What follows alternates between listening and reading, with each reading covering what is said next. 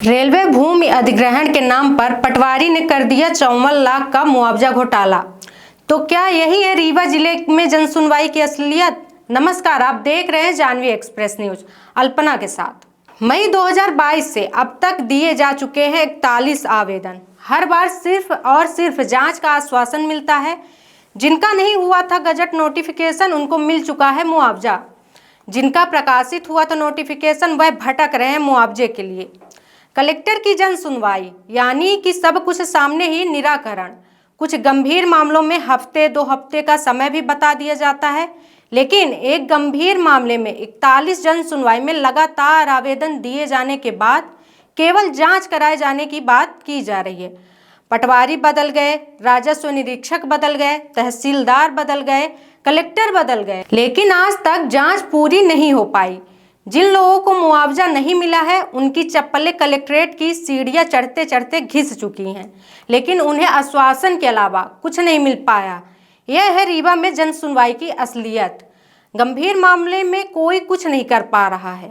बात की जाए तो जिले में रेलवे भूमि अधिग्रहण के नाम पर हुजूर तहसील के अंतर्गत आने वाले राजस्व निरीक्षक मंडल गोविंदगढ़ में एक बड़ा घोटाला सामने आया था।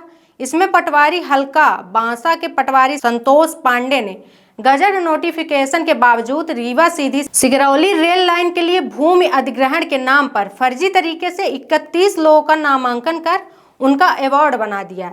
इसमें हल्का पटवारी एवं पंचायत सरपंच की मिली भगत के चलते 54 लाख रुपए का घोटाला हुआ। इसके विपरीत दूसरा खास मामला यह था कि जिन लोगों का गजट नोटिफिकेशन हुआ था, वह आज भी मुआवजे की राशि के लिए इधर उधर भटक रहे हैं। इस संबंध में बांसा के निवासी ब्रिजनंदन शर्मा बताते हैं कि उनका गजट नोटिफिकेशन हुआ था और लगभग 3 लाख से ज़्यादा अवार्ड भी मंजूर हुआ, लेकिन आज तक अवार्ड मिला नहीं।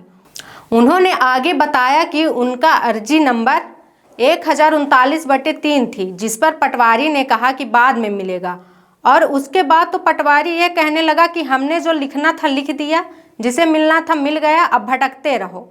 उधर 1039/6 का नोटिफिकेशन नहीं हुआ, लेकिन उन्हें 3 लाख का मुआवजा दिला दिया गया।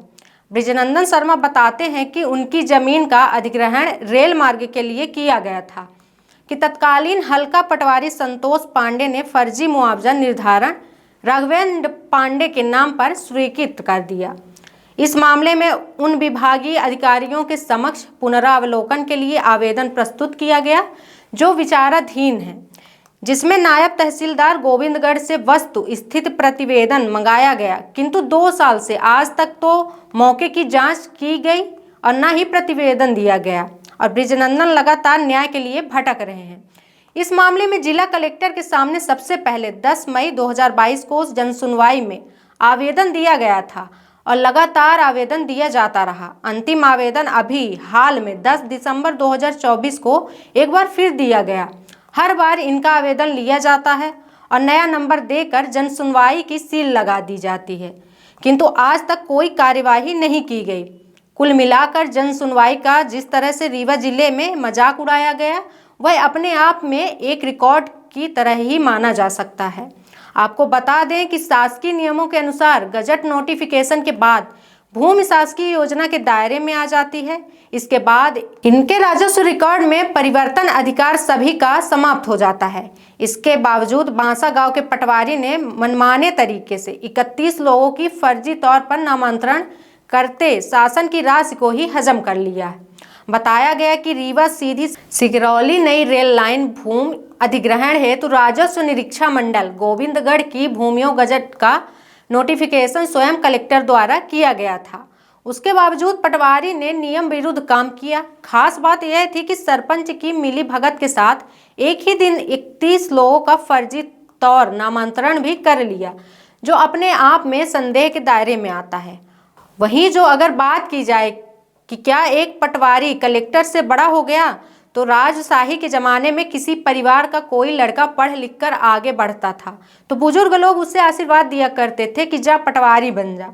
वह सही कहा करते थे, क्योंकि ग्रामीण स्तर पर पटवारी से बड़ी कोई पोस्ट नहीं होती जो कलेक्टर से बड़ी होती हो, यानी कि पटवारी की एक लाइन के चलते पूरा मामला और सिस्टम घूमता रहता है। रीवा तत्कालीन कलेक्टर अमर सिंह भी कहा करते थे कि रीवा में पटवारी सबसे बड़ी पोस्ट होती है। यहाँ यह भी गौरतलब है कि हाई कोर्ट जबलपुर में रेवेन्यू से जुड़े सबसे ज़्यादा मामले रीवा जिले के ही हैं, जो अधिकांश तौर पटवारियों की देन होती है। भ्रष्टाचार के मामले में अव्वल यहाँ के पटवारी ही कर सकते हैं। इसका प्रमाण लोकायुक्त संगठन है, जो साल में दर्जन भर पटवारियों को रिश्वत लेते हुए पकड़ता है। आपको बता दें कि इस मुआवजे घोटाले के मामले में ऐसा नहीं है कि जनप्रतिनिधि चुप रहे। क्षेत्र के विधायक नागेंद्र सिंह ने विधानसभा में यह मामला उठाया था और यह कहा था कि गोविंदगढ़ राजस्व निरीक्षक मंडल के बांसा गांव के सरपंच और पटवारी संतोष पांडे ने मिलकर फर्जी वाड़े को अंजाम दिया है। उक्त मामले में कार्रवाई के नाम पर सिर्फ इतना ही हुआ कि जांच के लिए ऊपर से लिख दिया गया, लेकिन आज तक जांच नहीं हो पाई। अब इससे बड़ा दुर्भाग्य क्या होगा कि विधानसभा में मामला उठने के बावजूद इस मामले में कोई कार्यवाही नहीं हो पा रही है।